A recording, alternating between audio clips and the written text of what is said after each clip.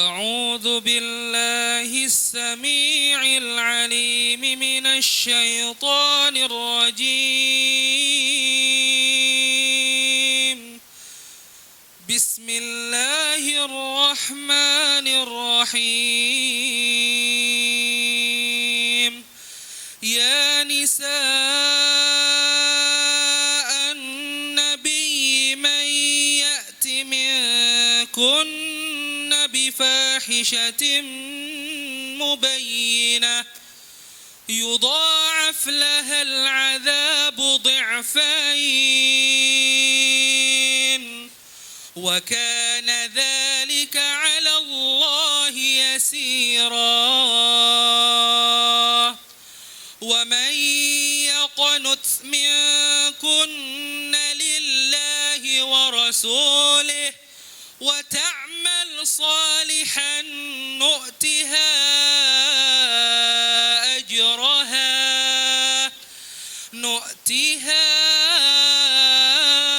أجرها مرتين وأعتدنا لها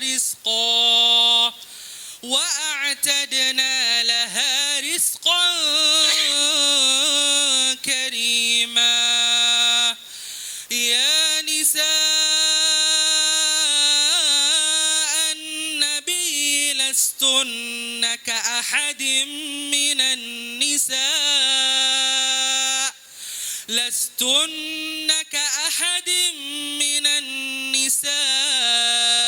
إن اتقيتن فلا تخضعن بالقول فيطمع الذي في قلبه مرض وقلن قولا معروفا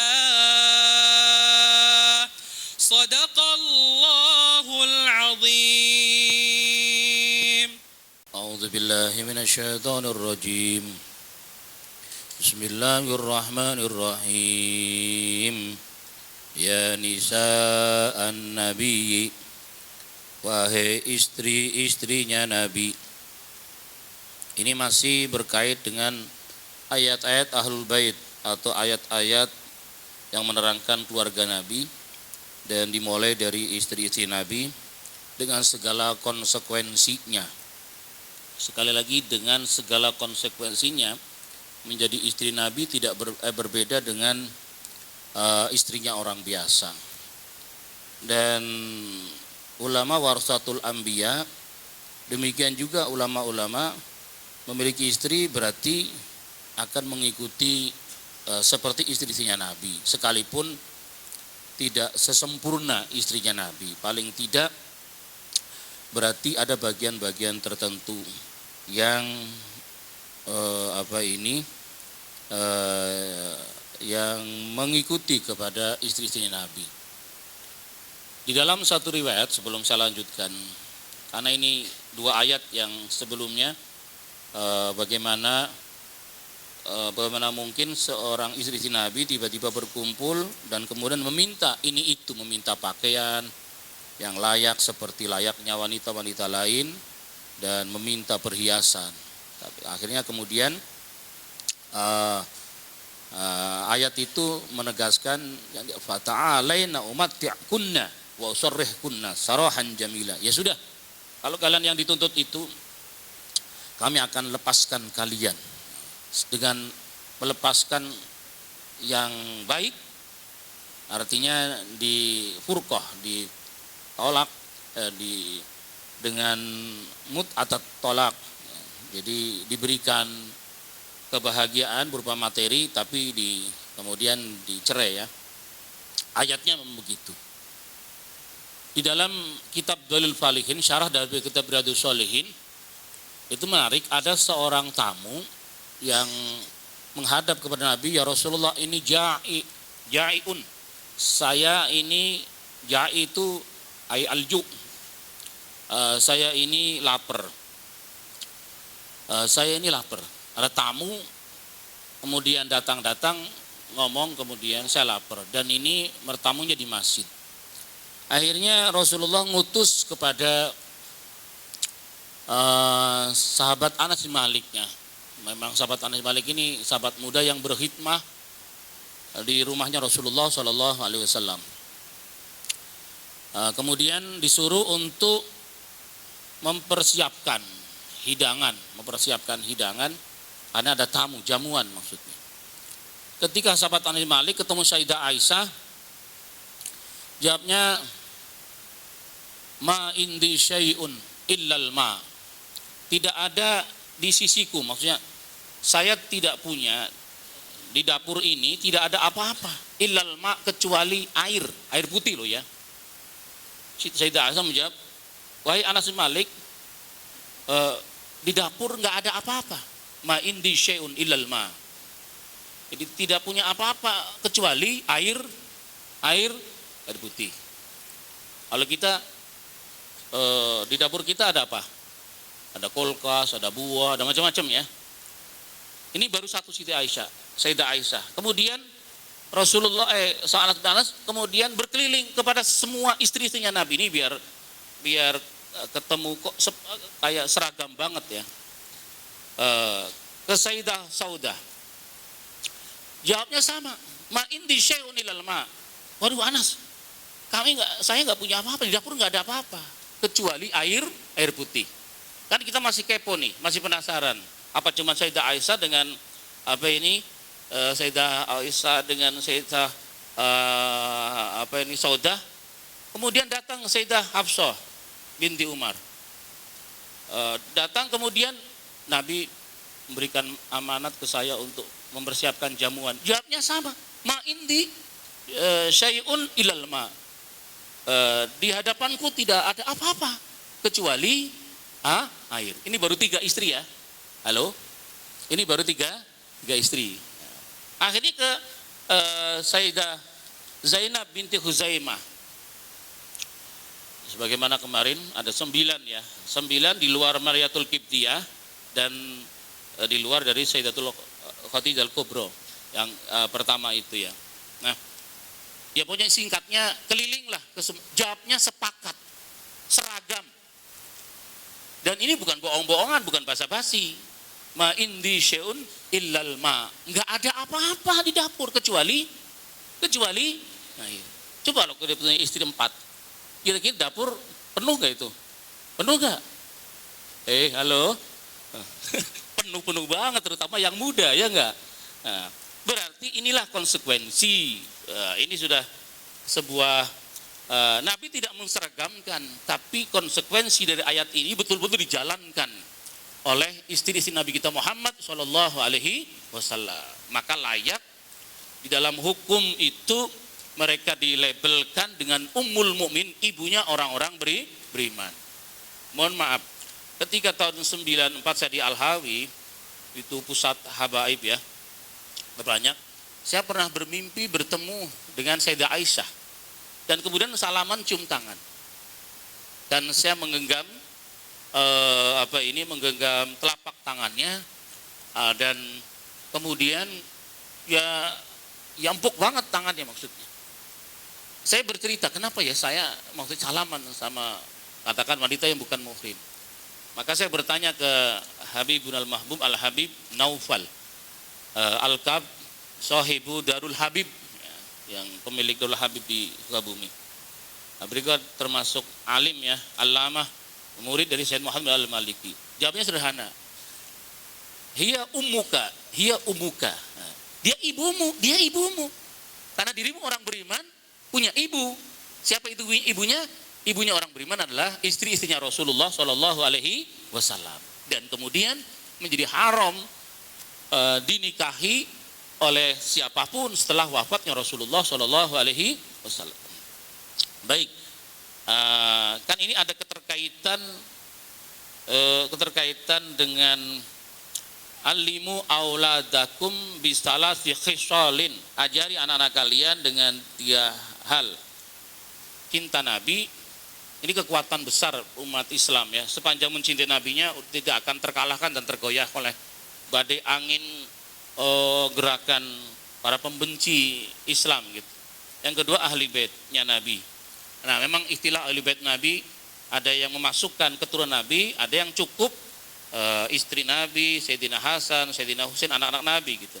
Nah, ini perlu saya bacakan untuk memperkenalkan tak kenal maka tak sayang.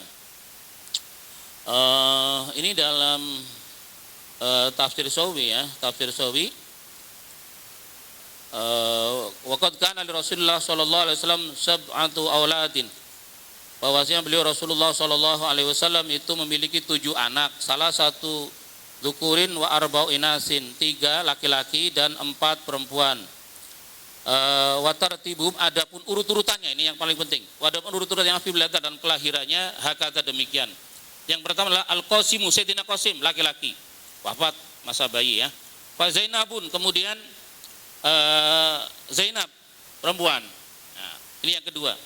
Yang ketiga Faruqayyatun, Ruqayyah yang diperistri oleh Sayyidina Utsman. Wa Fatimatun, dan Sayyidina Fatimah. Sayyidina Fatimah itu nomor 4 ya. Dan Fatimah nomor 4. Ruqayyah wafat, kemudian turun ranjang. Wa Ummu Kulsumin, kemudian Sayyidah Ummu Kulsum.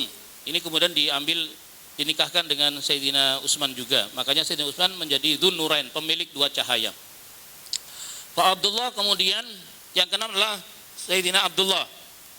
Sayyidina Abdullah, yang ketujuh adalah Fa Ibrahimu, kemudian Sayyidina Ibrahim.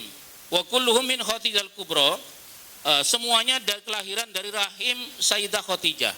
Illa Ibrahim, kecuali Sayyidina Ibrahim. Wa min Mariyatul Qibtiyah, lahirnya dari Mariyatul Qibtiyah. Wa kulluhum matu fi hayatihi, dan semuanya wafat di masa hidupnya Nabi. Illa Fatimata, kecuali Sayyidah Fatimah.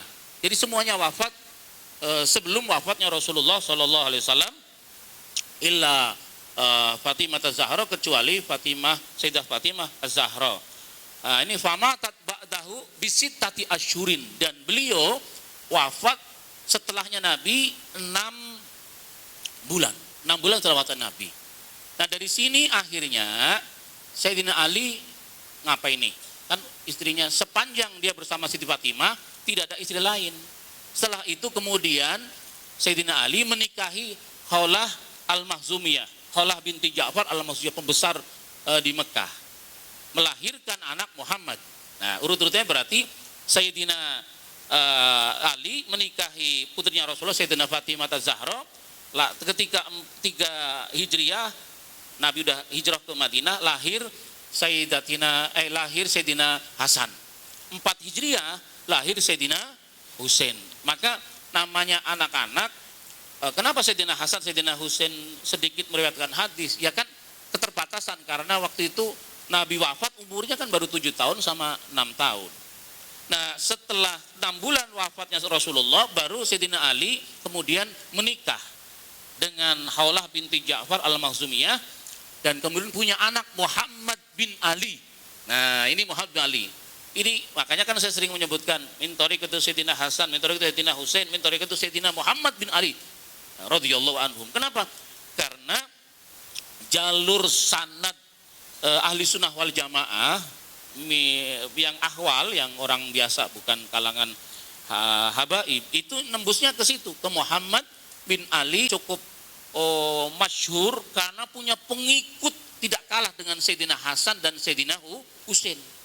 Sayyidina Hasan itu disibukkan oleh kekuasaan politik, sekalipun beliau sama sekali tidak berambisi sedikit pun. Sayyidina Husain juga demikian, sehingga diracun dan dipenggal ya, inilah karena politik ya. Politik kalau sudah masuk ke area-area kekuasaan politik memang mengerikan ya, ngeri-ngeri sedap lah. Nah, makanya pilihan boleh berbeda, tapi ngajinya, pilihan boleh berbeda, ngajinya Jalalain. Nah, dari istri-istri Nabi ada Sayyidatina Khadijah Kubra ya, ketika di Mekah sampai wafat ya. Kemudian Sayyidina Sauda, kemudian Sayyidatina Aisyah, kemudian Sayyidina Hafsah, kemudian Sayyidina Zainab binti Makhzumah binti Huzaimah, kemudian ada Ummu Salamah, kemudian ada Zainab binti Jahaz, kemudian ada Ummu Habibah, kemudian Sofiyah, kemudian ada Maimunah. Inilah 9 ya, dikurangi oleh Sayyidah Khadijah. Maksudnya 9 itu berarti dikurangi oleh Sayyidah Khadijah dan Mariyatul Qibtiyah. inilah yang kemudian Nabi perintahkan, cintailah Nabi kalian, cintailah Nabinya dan ahlu baitin Nabi.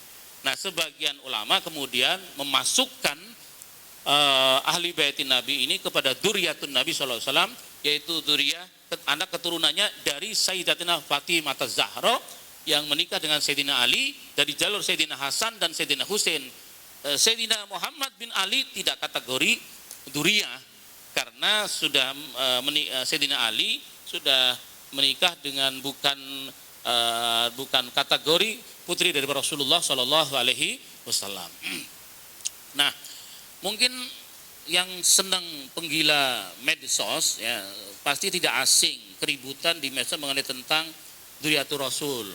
Nah, kita nggak usah ikut-ikutan aja ya. Mereka gitu, kan sedang dipermasalahkan apakah itu Sayyid Ahmad Al-Muhajir putranya Imam Ubaidillah gitu ya.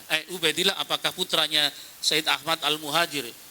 Apakah itu tidak boleh dimunculkan karena ada keterputusan nasab. Nah, kita nggak perlu. Yang penting begini, pokoknya kepada ahli bait kita hormat. Walau kana asyan, sekalipun dia perilakunya kurang pas, kurang pantas, ya kita tetap hormat, bukan karena hormat kepada perilakunya, tapi hormat kepada darahnya, gitu ya. Biar kita nggak ikut-ikutan. Ya buat kalau yang sedengan, yang penggila medsos pasti mengklik itu udah luar biasa banget ya. Agar tetap kita tafsir Jalalain kondusif, tenang, kita ngajinya tafsir Jalalain. Pilihan boleh berbeda, tapi ngajinya tafsir Jalalain. Baik. Maka kemudian ayat ini masih rangkaian kepada konsekuensi istri-istrinya Nabi. Ya nisa an-nabi, wahai istri-istri Nabi, mayyati, man barang siapa ya'ti yang melakukan mingkunna dari di antara kalian bifahishatin dengan perilaku keji. Al-murad biha az-zina. Maksudnya perilaku keji fahisha ini adalah berzina. Wahai istri Nabi, siapa di antara kalian yang berani berselingkuh gitu, serong. Mubayyinatin, dengan nyata. Mubayyanah boleh, mubayyinah boleh. Bi fathil ya'i boleh dibaca fathahnya ya. Wa kasriha dan kasrohnya ya. Mubayyanah boleh, mubayyinah boleh. Aibuyinat artinya diperjelaskan. Itu fahisyah. Atau wahia, adapun itu mubayyinah atau mubayyinah adalah bayyinatun, jelas. Jelas itu berarti tidak dalam keraguan-raguan ya. Jelas melakukan berlaku zina, selingkuh, serong, ada bukti. Karena sejarah mencatat juga ya, Sayyidah Aisyah itu pernah jadi korban fitnah keji dan kotor dari kelompok orang munafik. Saat itu dalam satu peperangan, saya singkat saja ya, makanya diabadikan dalam Sahih Bukhari namanya hadisul ifki, berita hoax, berita bohong. Dan orang yang menuduh ini dosa besar. Kalau dalam dalam Khulasoh itu sampai begini ya, Sayyidina Ali, ya Rasulullah, wanita di Madinah yang melebihi Siti Aisyah banyak. Tinggal kau pilih gitu. Ini tambah runyem urusannya ya. Jadi Sofyan bin Mu'attal adalah orang yang berprofesi memungut berkakas material bekas peperangan kayak patahannya pedang, tameng, pelana kuda, itu dikumpulin. Jadi profesi yang kayak gini bukan sekarang saja ya, bukan orang Madura saja. Jadi ada sahabat Sofyan bin Mu'attal. Nah, Sayyidah Aisyah ketika buang hajat, kemudian kalungnya tertinggal. Kan kehormatan istri Rasulullah itu terjaga banget. Istri Rasulullah itu dibawa dengan sekadup. Sekadup itu tenda yang digotong itu ya.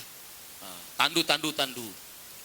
Siti Aisyah badannya sangat ramping, Sehingga kalau dipikul itu enteng, ringan.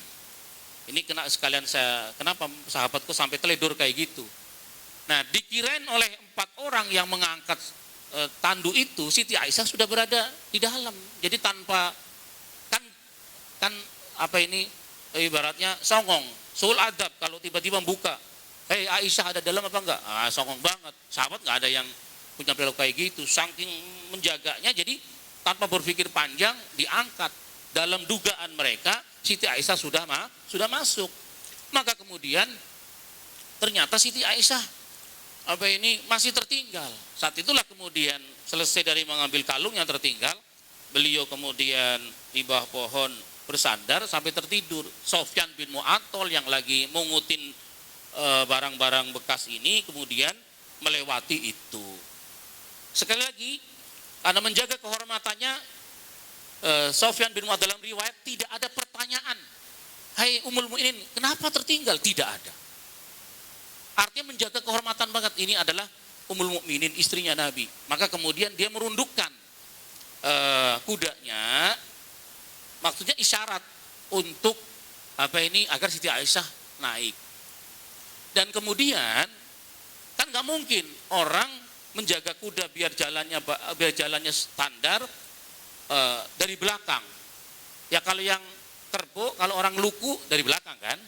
Nah kalau nuntun kuda masa dari belakang, ya kan? Apalagi dinaiki oleh manusia terhormat yaitu Siti Aisyah Ummul Mukminin. Maka kemudian dituntun kudanya untuk menjaga keselamatannya dan keamanannya. Abdullah bin Ubay bin Salul, tokoh munafik, melihat dari kejauhan pandangan yang indah.